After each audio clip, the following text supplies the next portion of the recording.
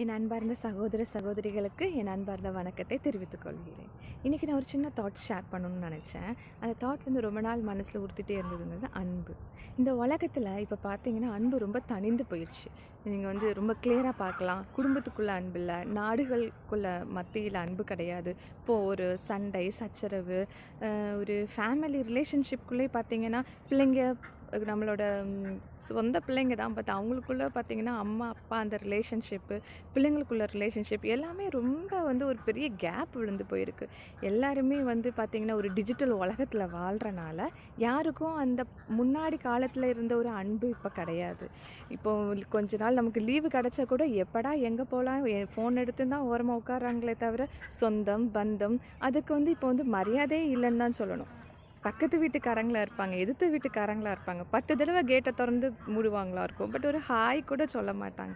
அப்படிப்பட்ட உலகத்தில் நம்ம வாழ்ந்துட்டுருக்கோம்.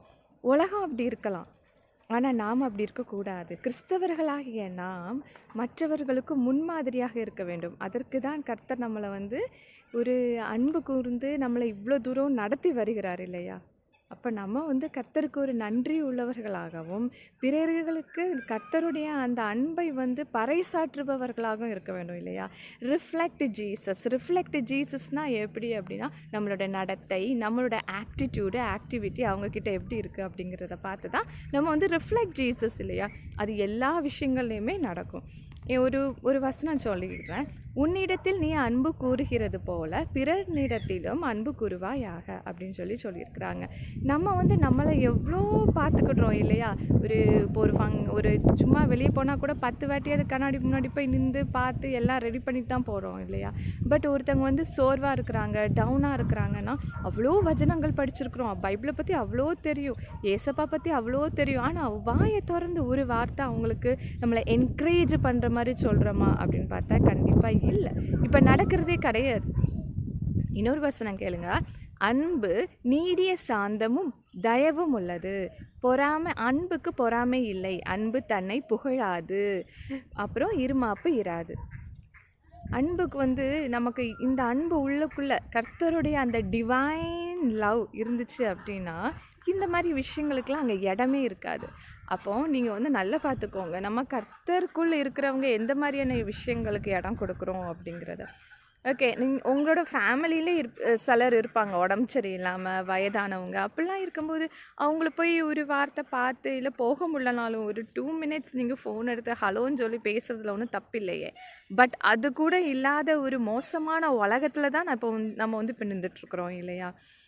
நம்ம மனிதர்கள் கர்த்தர் எதுக்கு படைச்சாங்க அப்படின்னு பார்த்தீங்கன்னா ஒருத்தருக்கு ஒருத்தர் அன்பு கூர்ந்து நம்ம ஒன்றா இந்த உலகத்தில் உள்ள எல்லா கிரியேஷனையும் சேர்த்து அணைச்சி நம்மளோட சேர்த்து கொண்டு போகணும் அப்படிங்கிறதுக்கு தான் இல்லையா? ஆனால் இப்போ மனுஷனோட அந்த கேரக்டர் அந்த குணங்கள் மாறி நம்ம இப்போ எதை எக்ஸாம்பிளாக காமிக்க வேண்டியது இருக்குது தெரியுமா? கர்த்தர் தமது சாயலாக படைச்ச மனுஷங்க அவங்க பின்மாறியதுனால இப்போ நம்ம மிருகங்களையும் பறவைகளையும் எக்ஸாம்பிளாக காமிக்க வேண்டியதாக இருக்குது. அப்படிப்பட்ட உலகத்தில் தான் இப்போ நம்ம இருக்கோம் அப்படிங்கிறத நினைக்கும் போது கொஞ்சம் கஷ்டமாக தான் இருக்குது. வேறு வழி இல்லை. இப்போ பாருங்களேன், எனக்கு இங்கே இப்படி நடந்து வரும்போது இதை கண்டிப்பாக காமிக்கணும்னு தோணுச்சு, அதனால் சொல்கிறேன். இங்கே பாருங்களேன், இந்த லேக் பக்கத்துலேருந்து பார்த்தீங்கன்னா உங்களுக்கு அழகாக தெரியும் எவ்வளோ பேர்ட்ஸ், இதெல்லாம் வெரைட்டி ஆஃப் பேர்ட்ஸ் தான். அது எவ்வளோ சந்தோஷமாக ஒரு இடத்துல கூடி உக்காந்துட்டுருக்கு. இந்த மாதிரி வியூலாம் பார்த்திங்கன்னா நம்ம 1970s 1960s 1980ஸ்லாம் பார்க்கலாம். ஒரு வீட்டு முன்னாடி என்ன உட்காந்துருப்பாங்கன்னா வீட்டில் உள்ள பெரியவங்கெல்லாம் சேர்ந்து உட்காந்து பக்கத்து வீட்டுக்காரங்க அந்த வீட்டுக்காரங்க இந்த வீட்டுக்காரங்கெல்லாம் சேர்ந்து உட்காந்து கதை பேசுகிறது எல்லாமே நடக்கும். இப்போ அப்படிலாம் எதுவுமே இல்லை. அந்த காலங்கள் ரொம்ப மாறி போயிடுச்சு. இங்கே பாருங்களேன், அதுங்களுக்கு அதோட நிறம் ஒரு சில பறவைகள் கருப்பாக இருக்குது, மற்ற சில பறவைகள் நல்லா வெள்ளையாக கலராகவும் இருக்குது.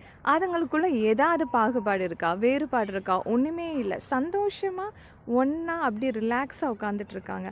ஆனால் இந்த மனசு அந்த மனப்பான்மை இப்போ இருக்கிற மனிதர்களுக்கு இல்லாமல் போயிடுச்சு.